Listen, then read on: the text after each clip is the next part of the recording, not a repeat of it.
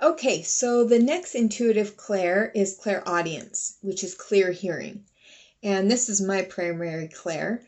And so this is where you might get some words, some phrases, some tones, like you'll feel like a frequency tone through your head, kind of like there's a pressure on the side of your head, and you'll hear like a ringing in your ears, and it will pull through to the other side. That sometimes means that the frequency is adjusting and that you need to pay attention. And another thing that's really interesting is when you are doing these readings with the client, different sounds will come through the space and they become a part of the reading. They become a part of the intuitive impressions that are coming in. So for example, you might say something and then suddenly like a bell goes off, like ding, ding, ding, ding, ding, this is important. Or you are picking up some information that the client maybe needs to be aware of, not warned about, because this information coming from the guides is not meant to overwhelm you or scare you. It's always, even if they are alerting you to some piece of information, it's not supposed to feel scary and it's never supposed to be negative or demeaning. But if you hear like a siren, for example, that can become a part of the reading. If you start to hear different lyrics to a song, mention them to the client and ask, this is some lyrics that are coming through. And a fun thing to do if you're clairaudient, as you're just kind of practicing working with this clair throughout your own life, is you can ask spirit for a sign and then go into a store and like suddenly a song will come on and the chorus is just saying over and over exactly what you need to hear in that moment. Or sometimes people will like walk by and I can hear just a snippet of their conversation and it's like, oh, that's what I needed to know. So as sounds come through when you're doing these readings, incorporate them into the session and into the guidance that you're receiving. Now, I want to talk about some ways to access or strengthen clairaudience. So listening to binaural beats is a great way, and getting into different brainwave states like alpha or theta is a really great way to just practice tuning into this clair. Another thing I like to do is just get really, really quiet and listen to every single sound, from like the humming of my electronics to the air conditioner in the room or the plane outside or whatever, and just like really, really listen. And another way is to practice listening to a piece of music and listening to each individual tone, each individual beat, the rhythm, and without story and without extra words, just listening to each individual piece of a song. And when you're working with the client, it's often helpful, especially if you know that this is your clair, to just pause and have a moment of silence after you say the prayer and just really tune in. And if you focus on your psychic reception points for clairaudience, which are your temporal lobes right here above your ears, and imagine cones going out. So sometimes just setting the intention of like these cones going out and receiving and amplifying the intuition that you're getting is super helpful. But just get really, really quiet and then proceed. Okay, so ask short, specific questions rather than broad ones, and write them down in the notebook. Before you do a spread, and we'll get more into this in the later modules, but before you do it, write down the question very, very specifically.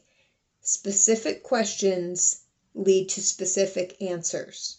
So if you don't want it to be messy and all over the place, write down a very short, concise question and receive a very short, concise, direct, clear answer.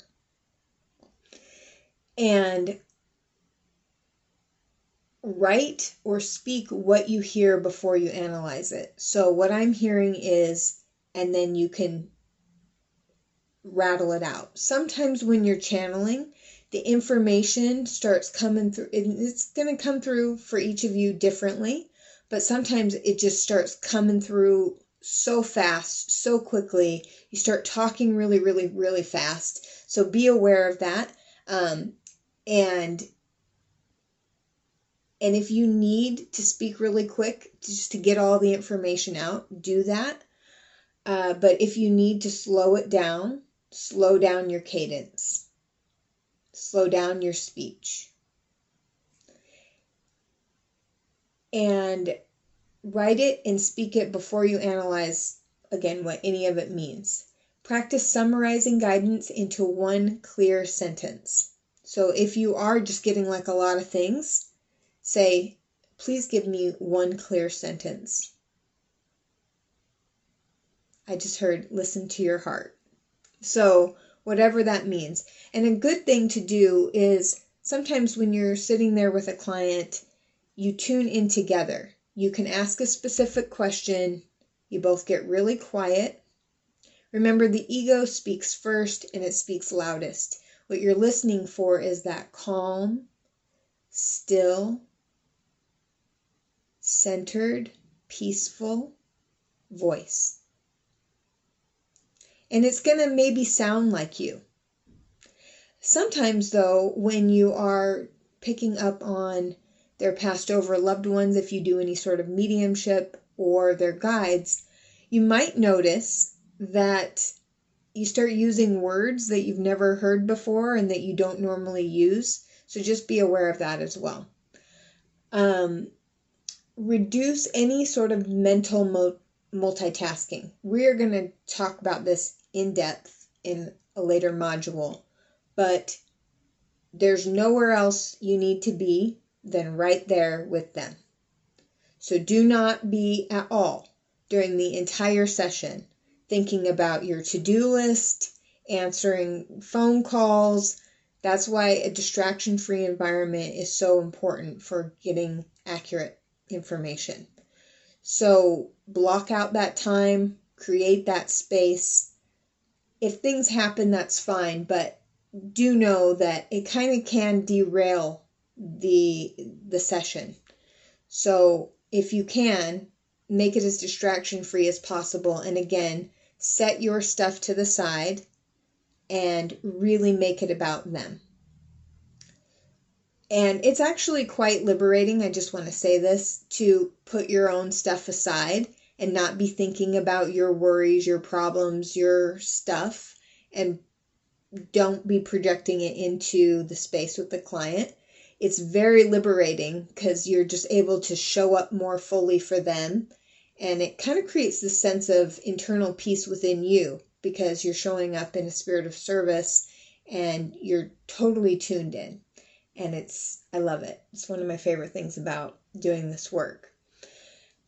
So some common challenges that come along with clairaudience, and you may notice is in your everyday life, it may not show up so much when you work with the client, but sometimes the information starts coming so fast, so intensely, and you just want to get it out, and you're so analytical, and there's all this mental energy that when you are speaking it to the client or to somebody, especially if you are in physical proximity to them, close physical proximity, if that's not their primary clair, they're not very mental, let's say they're more clairsentient, it's going to feel like a fire hose of information and they get really uncomfortable. So what you can imagine doing as you are projecting all this mental energy is imagine moving it past them, moving it past their body into the space so that they're not being flooded with all that information.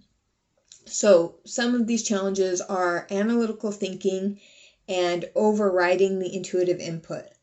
Because sometimes you get these verbal impressions, and then you want to analyze, what does that mean? And you want to get all into it, and you want to get on ChatGPT and you want to ask this question and that question and these large language models, and it's too much.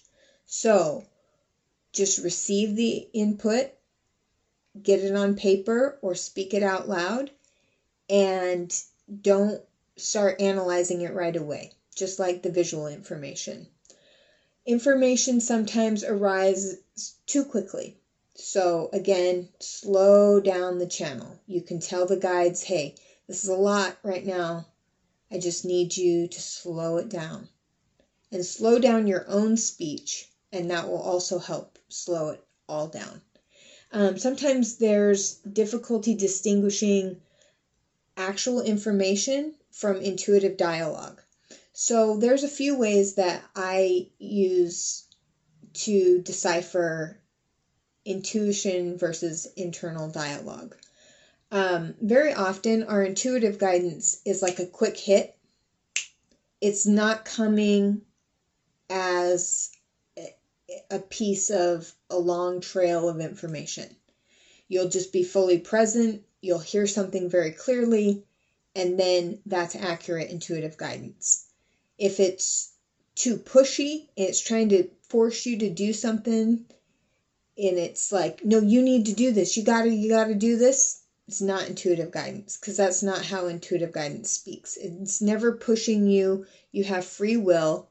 And so if it's ever negative, if it's ever cutting you down or saying anything negative about the client, then it might not be the most accurate information.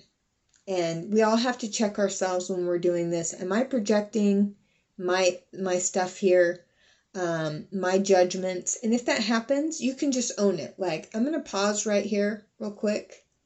And you can imagine taking this piece of information and giving it to your guides, giving it to the Holy Spirit, giving it to whatever you believe in, and saying, hey, I'm having this judgment come up as I'm working with the client. I'm going to just hand this over to you, and imagine offering this thought, this mental dialogue, handing it over, and then bring it back into your physical body, into the present moment. Picking up multiple perspectives or voices. So this happens to me when I've been listening to too many podcasts on like faster speed, or I've been listening to too many intuitive readings. Sometimes you can get all these different voices in your head and it's hard to hear. So if you are normally clairaudient and you're having a difficult time tuning in accurately to the client, what you might want to do is just not listen to anything prior to sitting down with them.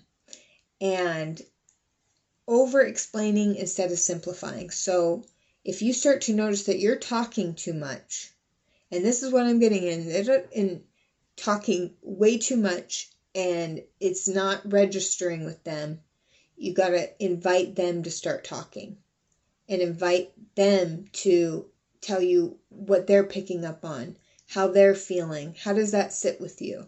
Ask very specific questions and bring the focus back to them so that it's not just you rattling stuff off and they're not really included in the process. Some ways to overcome this. So limit the bandwidth by requesting one key message at a time. So write down the question, sit, listen, pull some cards maybe, and then get that piece of information and keep track of it. Pause before speaking to distill the information. So pause, then speak. Listen, then speak. Receive the guidance, then communicate it. Separate tone from content to assess neutrality. So what you're listening for is a loving feeling tone, a loving, supportive feeling tone. So if it's harsh, but it seems accurate, that might not be it. And externalize the message by writing or speaking it. So it doesn't matter if it makes sense or not. Just get it out, write it down, say what you get, even if it doesn't make sense at the time. And if you're kind of struggling, you can just put your hand over your heart, bring it back to the heart space, and then speak. Something I also want to say is it's not any sort of technique that's going to help the people that you're working with. It's your quality of presence and your genuine care and compassion for them. So it's not about being just this amazing reader, this amazing coach. It's not about any of that. It's about really caring about them, because nobody cares what you have to say until they know how much you care. That's a good thing to remember when you're sitting with people and receiving this information. Slowly deliver the message to the client. Don't get frustrated if you have to repeat it a couple of times. And something I noticed too is that it shouldn't necessarily be coming out of left field. Sometimes it is, and it's like, I never thought about that before. But a lot of times, consider the fact that they're surrounded by support, spiritual support, that is constantly like, go that way, do this. So it should be like, yeah, I have been kind of getting that, and I needed that confirmation. So that's why it's so helpful to sit with a coach or sit with somebody who's really tuning in with you, so that it's like, yeah, that is confirmation. I have been kind of getting that, but now I get it. Yeah. So, and then other times it's just like, what? Oh, yeah. I never thought about that before, but it should ring true. So when you say something, or when they say something, there should be a resonance. It should be like a bell, like, like ding, like, yeah, something's resonating here. Sound resonance. Okay, so these are some ways that you can tune into your clairaudience, and we'll go into the next one.